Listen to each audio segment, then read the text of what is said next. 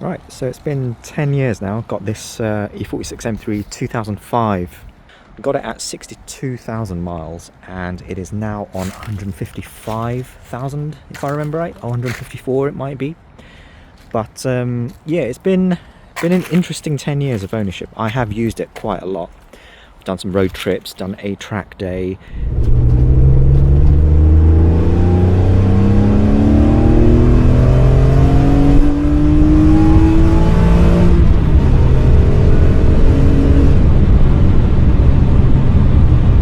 It gets used for family trips, weekends away. Perfect car really for that.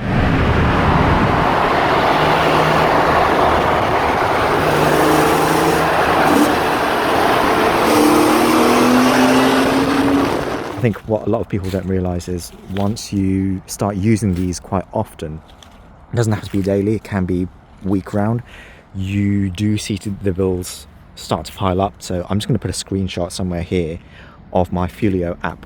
I track basically every cost, even down to dust caps and wiper blades, that I've spent since I've had the car, and it is quite eye-watering. Now that I've had it for 10 years, I haven't gotten bored of it. There's nothing newer that really takes my fancy either, so it's been one of those cars that, even though it costs a lot to run and maintain and keep clean, that's the main thing. This is a 20-year-old car. This is a 20-year-old car now. It's insane the amount of effort you need to go into to keep it that way, and it's just a few things that make you want to keep coming back to it. So I've driven other cars, newer cars, faster cars, and so on as well.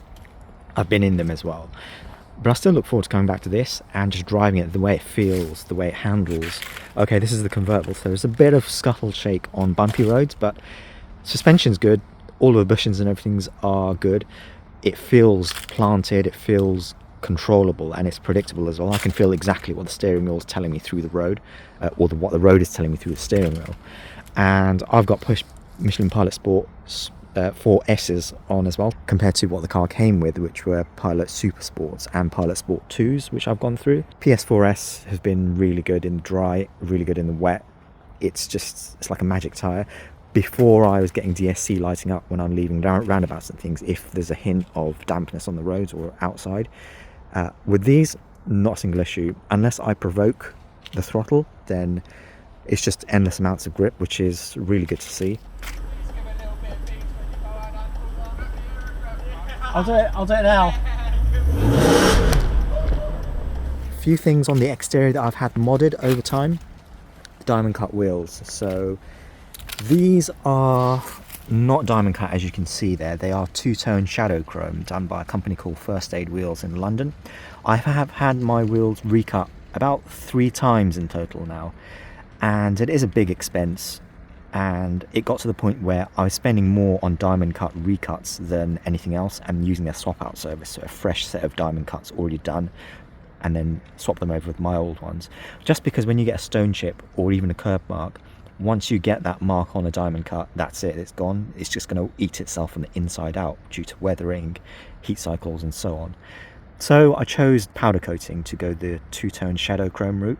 The top face is obviously shadow chrome, and there's the anthracite inners, which they retain as well. So it gives it that kind of diamond cut aesthetic, but I didn't want the entire wheel being shadow chrome because I like the darker inners. So that's really cool that they were able to do that.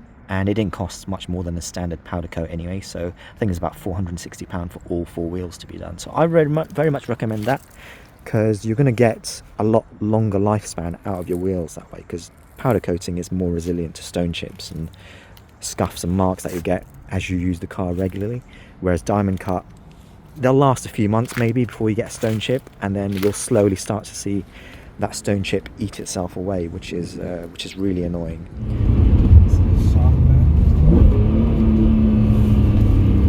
You're holding on.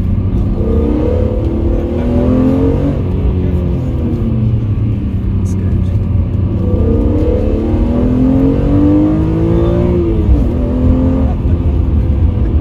I've got the CSL carbon fibre diffuser, but I had it body coloured because I'm not a fan of having the bare carbon look to them, because the entire diffuser is carbon fibre. So I had it body coloured by my local body shop, and I fitted the Euro style exhaust tips. So the exhaust back box is the same, it's a stock one, and the exhaust tips are slightly bigger, so you can probably see the stock pipes there. The default E46 M3 tips are about ½ an inch thinner in diameter, and to my eyes they look a bit too thin for the car, whereas these fit perfectly and it just looks much more smarter, a bit more lean.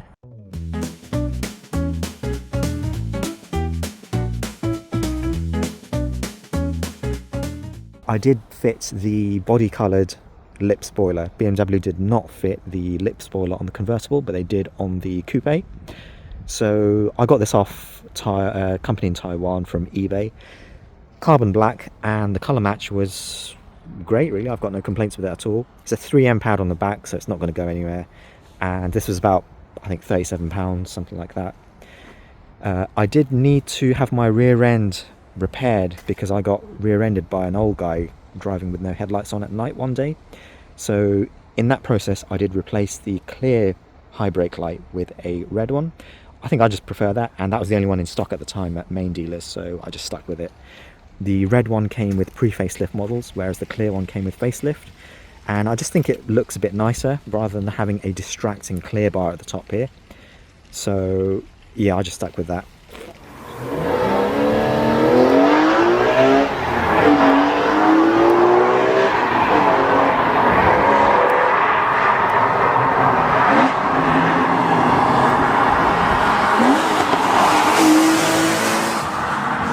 Oh, I've got the aerial, the Stubby aerial. I wasn't a fan of the stock one, which goes up to about here. Looks like an RC car, so I wasn't a fan of that. I had that changed. Inside the boot, I have bought a premium tuft pile carpet layer for this. I didn't want to get the stock in a tray, which is quite good actually. It blocks out quite a lot of the road noise and diff noise that you get once on the motorway. And the carpet on top just protects it. And I did have a flooding earlier as well during torrential downpour, so dried all that out, shampooed it, cleaned it, and got the carpet, and it's just keeps it nice and cozy really. I'm going to put the roof up to show you where the flooding comes from, because that's a common issue that a lot of people won't be aware of. So we'll close the boot up and we'll get the roof back up so I can show you that.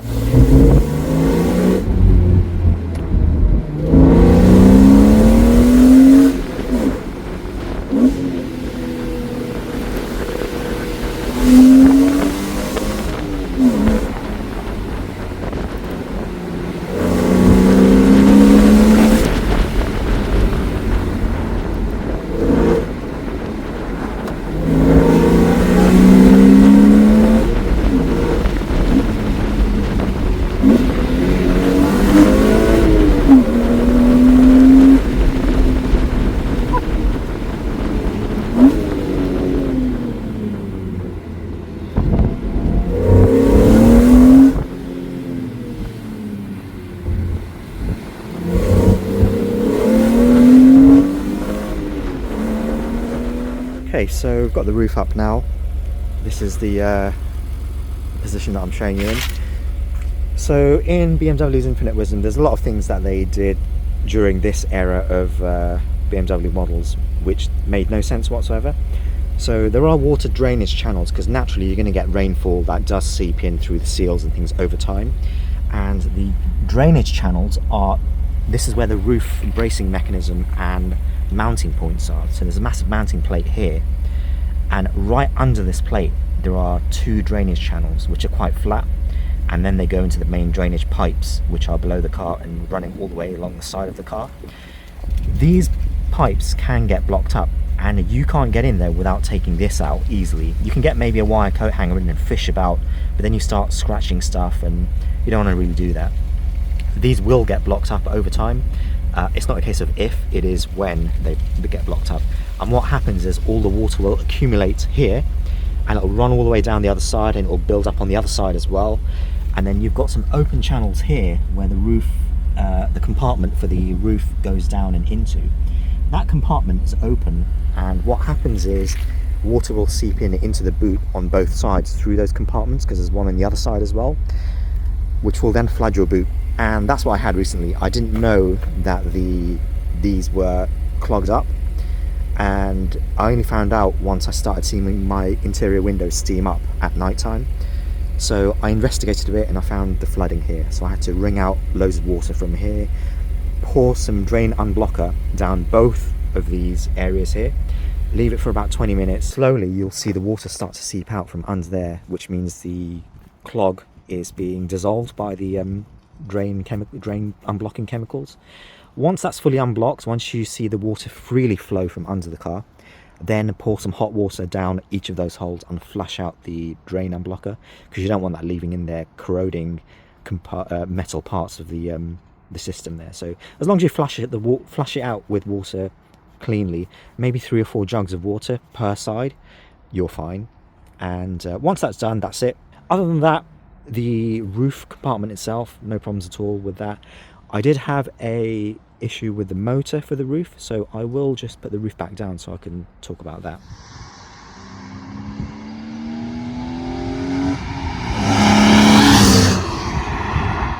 There's 2 stages to the roof, or 3.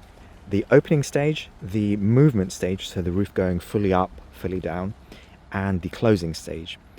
And the first and last stages, those 2 stages are controlled by a motor here. It's a Bosch motor, and it sits under the passenger seats, just under that middle section there.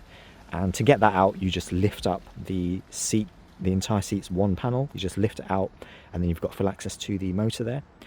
And what happens is, the top cover of that motor is plastic. I have got a video outlining exactly what to do to repair it, where to get the parts and so on. So I will put a link to that video in the description below. Other issues that I've done over time, which are common to E46, not just the M3. Door actuators I've done, the Hedgehog, the final stage resistor for the climate control system, had that done. One of my front wings, the driver's wing, did rust, so I had to buy a new one from BMW. That was £400. And then it comes unpainted, so my body shop painted it for me and prepped it and protected it from the underside for future rust issues and things. So that cost an additional £300, I believe. So looking at about £400, £500, £600, £700-ish all in to get that sorted out. I then had the passenger side wing, which was fine. I had that prepped and cleaned from the underside and treated so it doesn't rust, at least for another 10 years or so. So that had to be done. Various issues that you have to deal with anyway, which are stone chip issues along the bumper and stone chips along the side, because the wheels do stick out even without spacers and things. You do get a lot of rocks kicking up on the side, so you have to deal with all of that stuff. I've not had any rust issues other than the front wings. Once or twice a year I just go around the entire car, all of the seals. I use the it's like a shoe polish thing, the gummy. Just go around, do all of that, so that's all fine. In the engine bay, let's pop the bonnet and I'll show you that.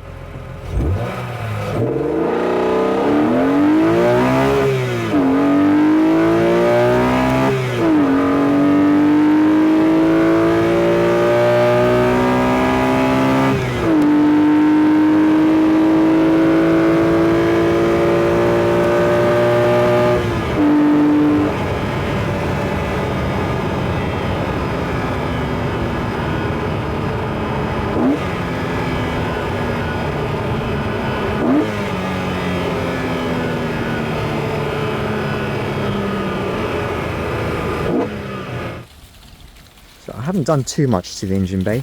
This does have a remap from Evolve Automotive. I had that done when I had the Eventuri bought from them as well. This was the installed DIY. It's very easy to, takes about half an hour or so. And on its own, this doesn't improve power that much, maybe about 5 horsepower, if even that. It's mainly for the noise. So because this is a 2005 model, it does share the exhaust manifold down there with the CSL, so it's thinner and it produces a bit more of a meatier sound. Combine that with the Venturi and you get closer to a CSL sound without having to spend the money for a CSL airbox or a Jeff Steele CSL style airbox, which is about £2,000 to £2,500 currently. So I got the Eventuri. I then had the remap done, which increased power by about 19-20 horsepower and added about 15 newton meters of torque. So that did really help, especially at the top end, because that power gain is exclusively above 6,000 RPM, and it also increased the rev range to 8200 RPM. So You can explore those limits if you want to, you don't need to, because even at 7,000 RPM, this thing sounds amazing. So we'll go out on the road a bit later on so you can hear it. The other things I really like about it is the throttle response, because it's a fly-by-wire throttle, but the response times of it is really something to... You need to be either a passenger or a driver to really experience it. You don't get the full effect through a video, but I will try and give an idea of what it feels like, especially what it sounds like with the individual throttle bodies. So you hear that induction noise even through the cabin. I have had the water pump replaced. I had the Saleri water pump from Italy bought, and that was replacing it. The Saleri one uses metal impeller inside, and it doesn't have any of the lifespan issues that the stock BMW all-sourced one does. So that's the only other mod I've had done here. The radiator did, or the condenser for the AC system did fail, so I had that replaced. That's fairly cheap, £30, and that was job done. The main radiator and the main cooling system itself is still stock. I've not had any issues with those whatsoever. The brake fluid I use is ATE Type 200. I've had no issues with that at all, much better than the stock fluid, and I very much recommend that as an upgrade, because you won't be boiling the fluid even on hard braking, even on fast road days. So that's very much recommended. So let's close this back up.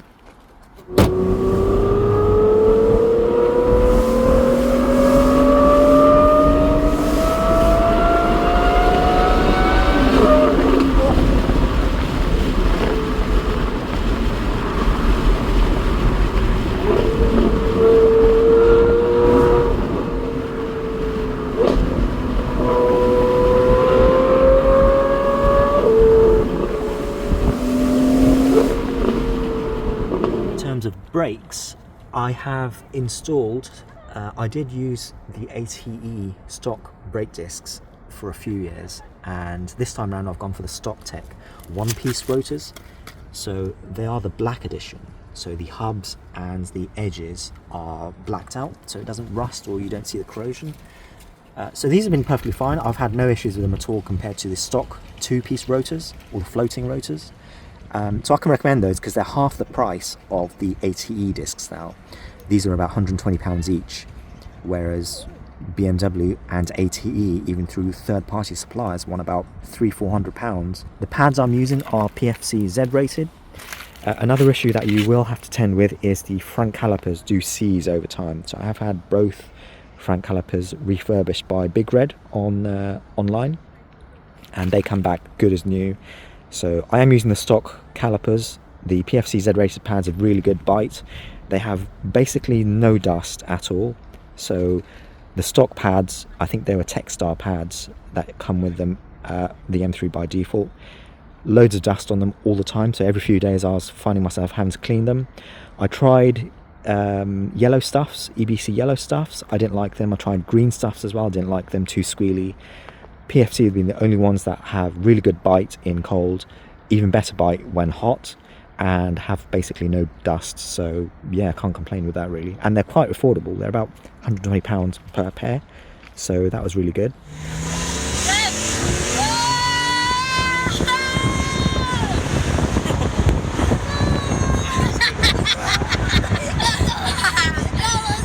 Wiper blades, I got the Denso hybrids. Now these are Lexus OEM retrofit, so they are the hook type, but they fit the arm on the E46 really nicely. So if you have a look there, it just sits into the arm really cleanly, because I don't like those flat wiper blades with the wedge in the middle. It just looks aftermarket. It looks out of place basically. So I didn't like that aesthetic, and you can't really get the original E46 wiper blades anymore. You used to be able to get them as a set. I think it was called the 2320S from Bosch, specific fit. So the Denso hybrids are readily available everywhere. So Car Parts for Less, Euro Car Part, and so on. These are about the same price as the Bosches, and they look the part, and they're from a reputable manufacturer as well. If they're the OEM for Lexus, then they're going to be good enough for anyone. And there's no wedge. It just sits in there nice, clean, and it looks nice as well. So it looks like a factory wiper blade, so it just completes that look, which is what I was going for. The wing mirrors will fade over time, so you'll see corrosion seep in as weathering gets around the edges. So there is a place called Mirajon online, mirajon.co.uk. You can buy these tinted wing mirrors that match the original design, and you've got the extended wider section here as well. These are about £30 if I remember right, 30-40 pounds, and they're really easy to fit. You just get some plastic tool down here, pop it out, and then just pop it back in on the new one. And there's 2 connectors for the heating element, so these are heated wing mirrors as well. Oh my gosh!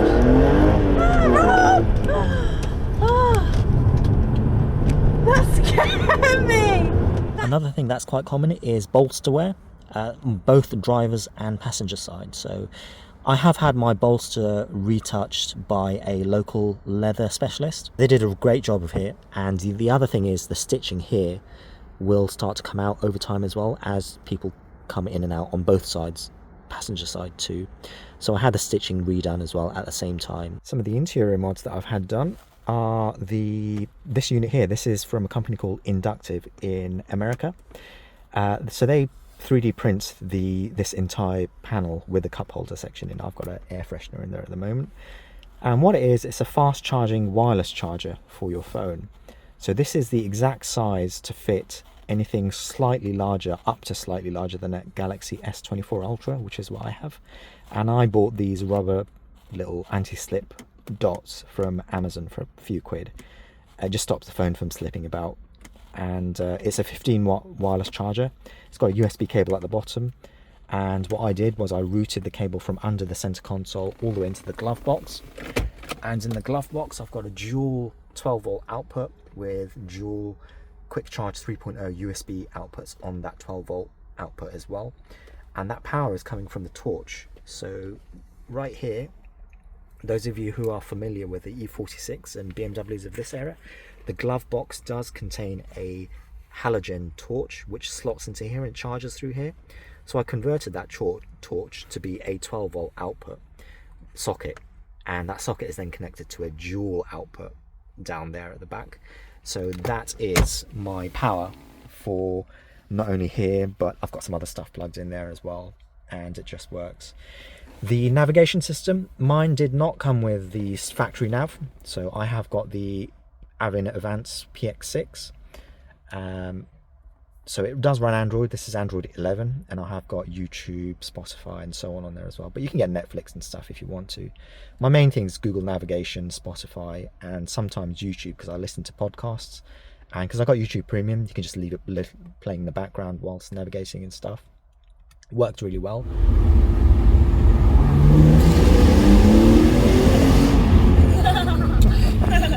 The other thing I got with this was the optional I-BUS interface. So what that does is, if I turn the engine on,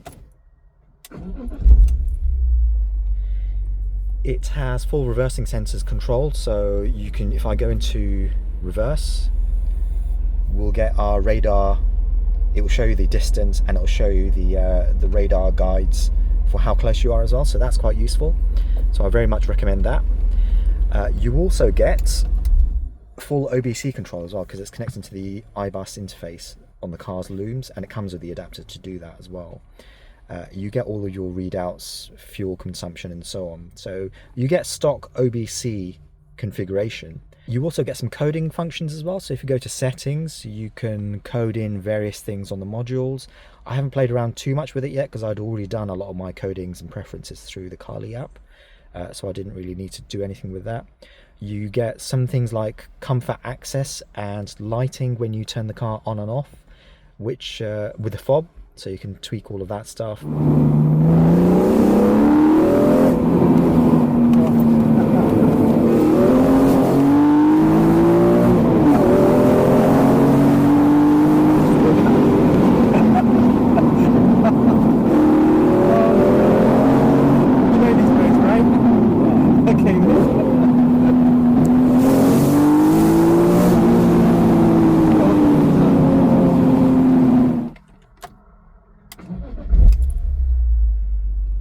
I also enabled the M-Track mode, so when I press the DSC button, it enables M-Track. So what that does is the CSL and CS E46 M3s come with this by default.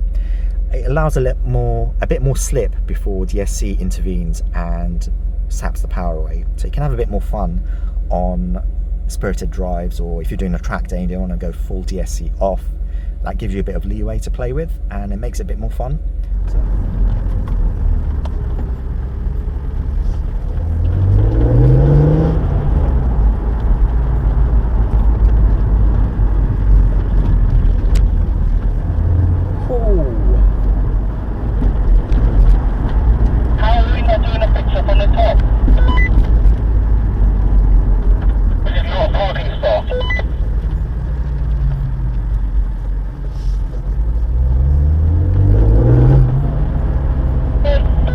And a little convenience tweak that I did was the buttons on the convertible, at least anyway. The rear button, these are not auto up and down, they're not powered. Well, they are powered, but they're not auto powered, if that makes sense. So when you press it once, it goes up and it goes down. It didn't have the second stage. So you've got first stage is manual, you've got to hold it to bring it up and down. And then you've got a second stage, which is auto. Now a lot of people don't know this, but these buttons themselves, they're exactly the same as the coupe ones on the inside. And all it's doing is the second stage is blocked by a plastic tab on the inside of the switch.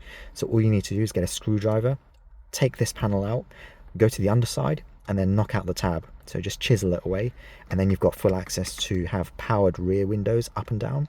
And I did it for all the switches, so now if I use the all windows button, they go all up, and they go all up and down as well. So it just makes things easy. You don't need to hold it constantly to get them all up and down. What, did you just see them? It's on the top, they were on the right hand side. Oh, okay, fair enough.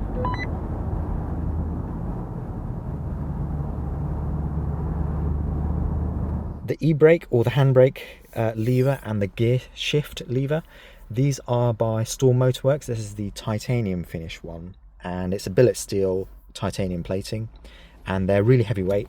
I have bought the BMW short weighted knob because I didn't like the stock E46 one. It comes up to about here, and it's very lightweight. It doesn't feel very good. It feels cheap and lightweight, whereas this is about twice as heavy as the BMW short sport weighted one, which I also bought.